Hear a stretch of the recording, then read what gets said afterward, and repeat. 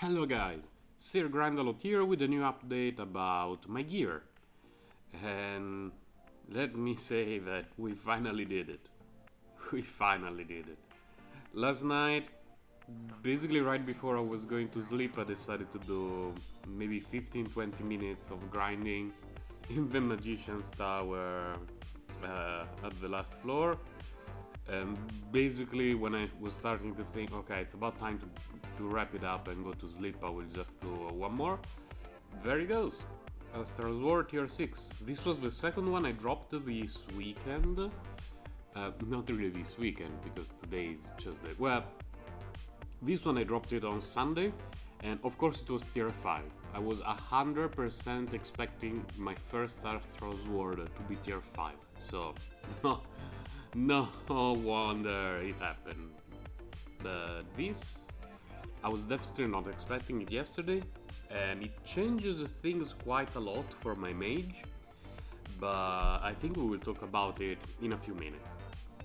Let's talk about my warrior first, which is this one, because I've already shown a grinding video with the warrior doing the teleporting, well, charging spinning thingy, but I didn't really talk much about my gear and my gear choices, so let's have a look.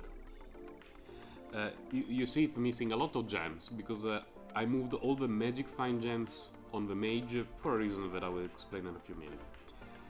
Helm of Command, and I infused Leonidas armor into it. You may notice I also have a couple of Leonidas armors in the backpack. I was doing a bit of moving things in the bag. Luckily, between my mage, archer, and warrior, through all their grinding session, I got a mountain of Leonidas armors. And even back when I didn't know what they were, like, are they useful, are they garbage, they looked okay to me.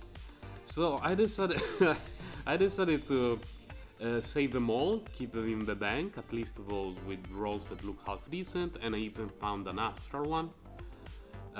So I was lucky enough to have a wide selection of Leonidas armors for my warrior.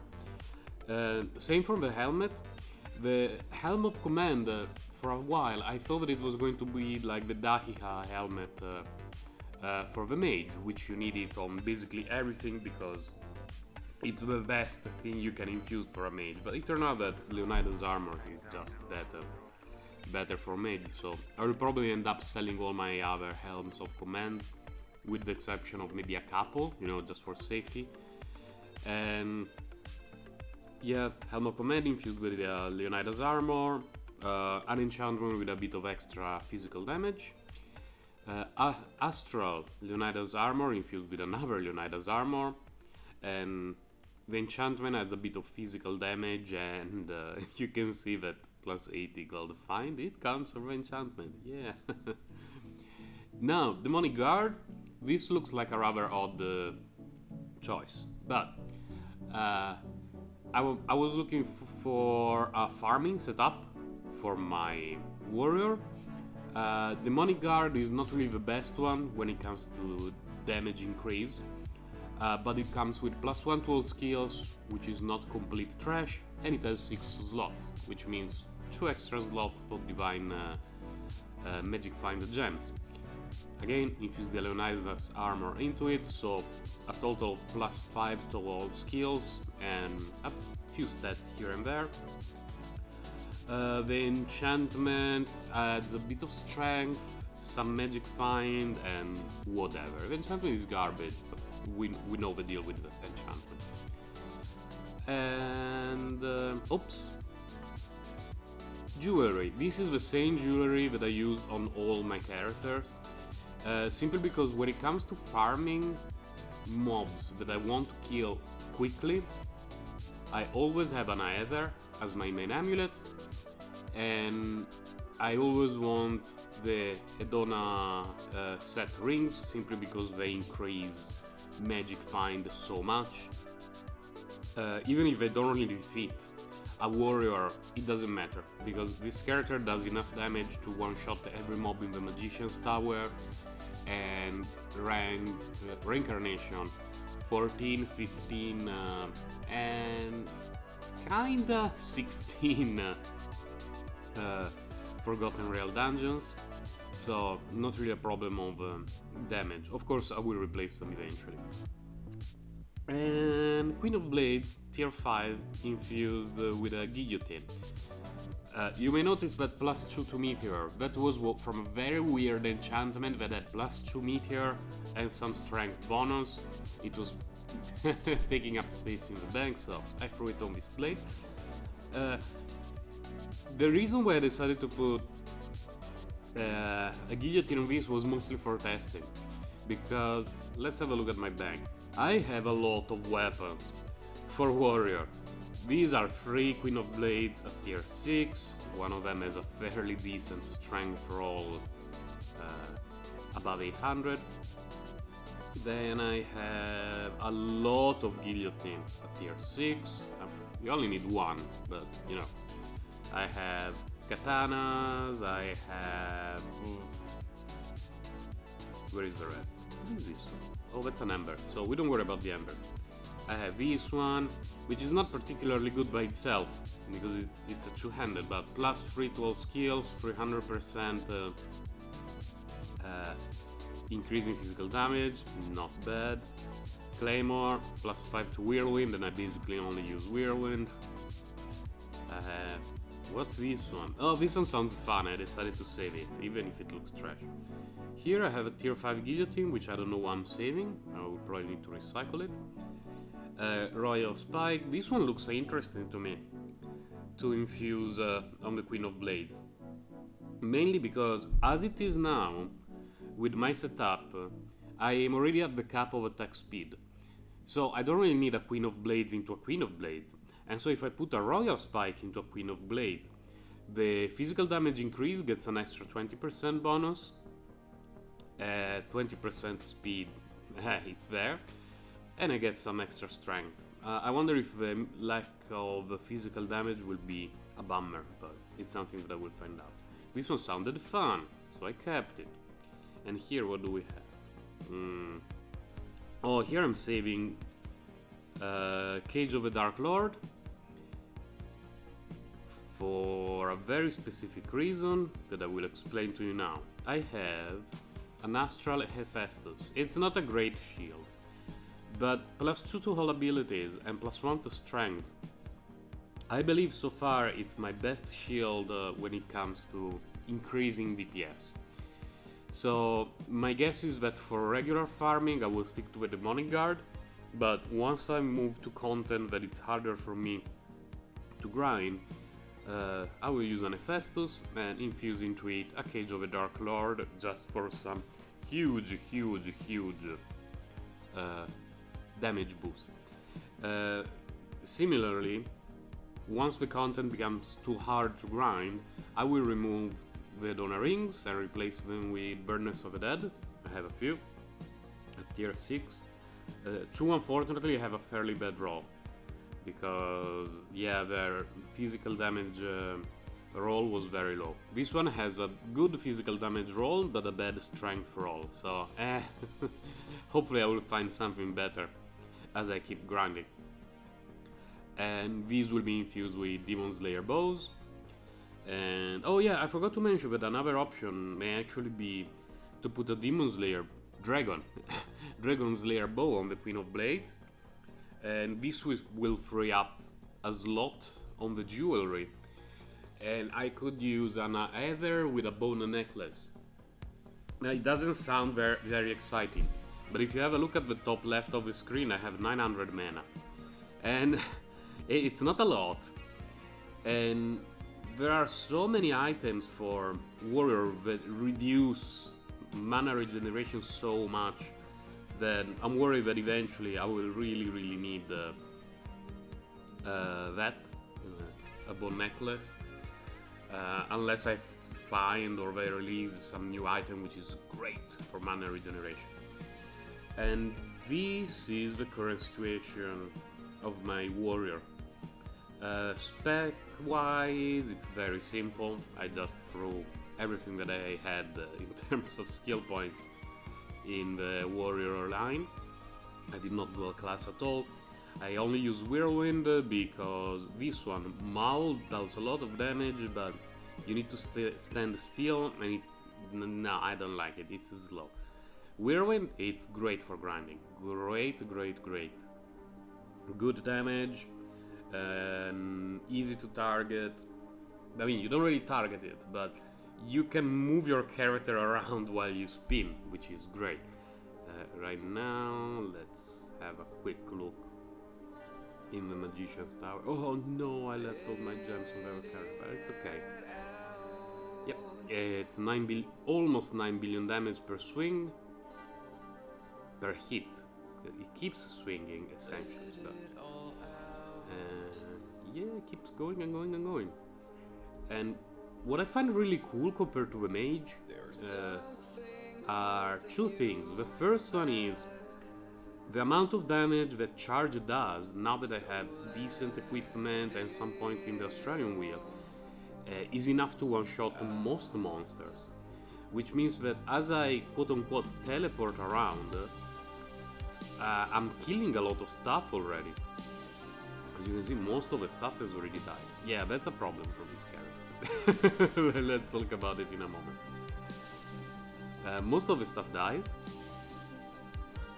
and I essentially use Whirlwind to move slightly to the left and right to kill whatever is left. Or, in this case, when a floor is really, really full, I can just focus on everything I want. The problem, as you may guess, oh hello, no magic kit, no golden kit, is the magic resistance, which is 160,000 at the moment. That's not good. That's really not good. Luckily, the rotating shields help because they can block a lot of incoming stuff. But I die every now and then with this character. While the Mage is essentially in God mode, my warrior, not so much. It has a quick and sudden trip to town every now and then.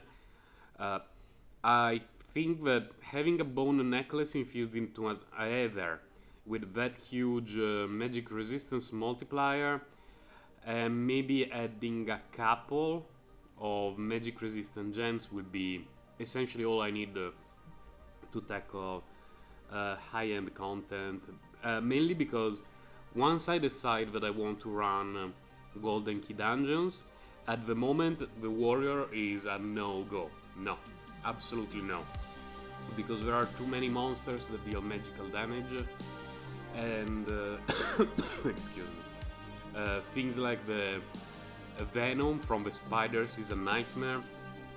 So no, in order to handle those dungeons, I definitely need to change magic defense. So at the moment I would not consider farming them with the warrior, while the mage is absolutely fine with them. And next step for the warrior will be to get a tier 6 weapon and maybe increase the damage through the burden of the damned and yada yada yada. Or the alternative is ignore that step and aim for the really end game and go with Devastating Blow build. I'm currently saving tier 6 Valad stuff just for that reason, because I think that to really high-end content, to clear it quickly, it could be a fairly good idea to run a warrior with the 4 pieces of the Valad set and as many katanas of Baldur's Gate character, what's the name, Yoshimo? Yeah. Yoshimo as possible infused into the equipment, and 1 guillotine to deal the extra bit of damage because Devastating Blow cannot one-shot. And that should be a good option to clear endgame stuff, but I've not tried it yet. Of course, there is also the problem that if I do it on the warrior, I don't know how long it will take me to do it on the mage, simply because it looks to me like the katana is not extremely rare. but it's still a legendary weapon that it's only easier for the warrior to drop, very difficult for the mage. I think I got one at tier 5 and that was it with the mage. So we will see about that. Moving on to the mage, having found... I didn't talk about the Australian wheel, but it's very simple for the warrior. Strength bonus increase, all skills melee increase, physical damage increase, skills AoE melee, because I only use it for farming in that way, but who knows, maybe later on I will change. Magic find, of course, and bonus in strength, of course. Here you may notice that I still have some of the bonuses from when I was using it as essentially a mage for farming with magic orbit. It may turn out to be useful because that's a lot of intellect. Sure, it gives up a huge amount of damage, but you get magic resistance. How much magic resistance do I get here? Let's see. That's quite a bit of extra magic resistance, and you get more mana regeneration, which may be useful in the long run, but we will see about that in the future. For the mage, the Astral Sword changes everything, in the sense that I will now have one of my demon bones infused into the Astral Sword. Probably this one, because it has a very good roll. Very, very good. And then another demon bone with a decent but not as good roll infused into the Astral armor here. And that will be the full set, because I already had the Astral shield as my main farming shield. And then it would be grinding time from the mage, really grinding time, because in order to use the Astral Sword effectively, I need to redo part of the Australian wheel, because the skill bonus for magic skills, for mage skills, for swords is separate from those for daggers and wands. So that will be a few 100,000, if not a million or more, essence points that I need, which means the mage will spend quite a few hours on the last floor of the Magician's Tower, because that's a very effective way to grind essence points. Very effective. So that was it for my gear. It improved a lot for the warrior over the last week or so, and I got the last item that I was looking for the mage, which was very good. I'm really happy about it, because right now I believe that I don't need anything for any character anymore. I'm not looking forward to equip my archer right now, just because it's another ranged class and I enjoy playing the mage. So the archer will stay there. It's level 1500. I have some very good gear stacked up for him in terms of bows and armors and jewelry and everything, but he will wait for a while.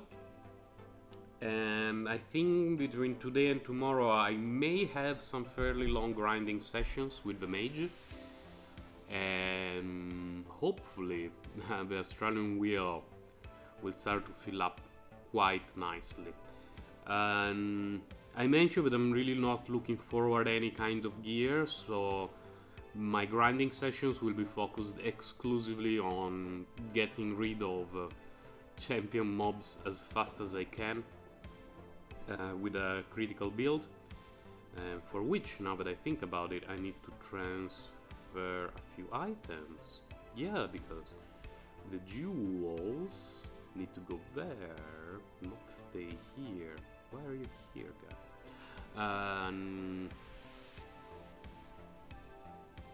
I'm sorry, I just had my brain melted for a moment because I need to make up 3 spaces in the bank, which is not easy at all for me. I'm a bit of a hoarder. I think that now that I know a bit more about the warrior class, I'm fairly certain that I will start to delete a few helms of command. No, this is Dahlia. Wait a moment. These are Dahlia. And these are Helms of Command. How many Dahlia do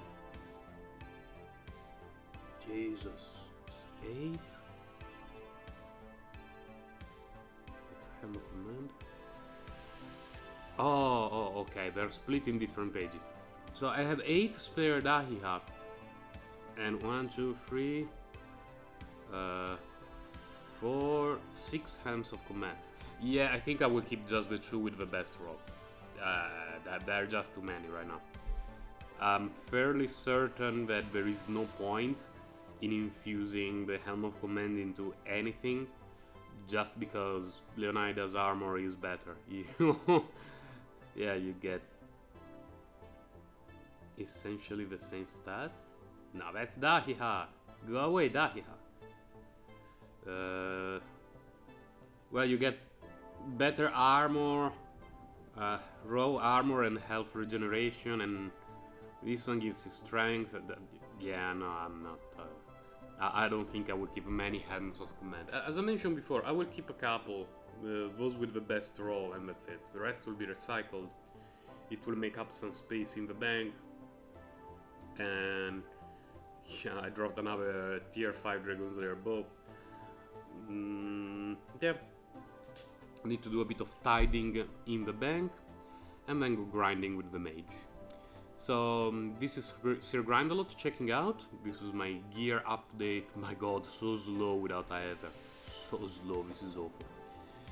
This was my gear update for essentially the second week of September. I wish you all a happy grinding session and I'll see you guys next time. Bye.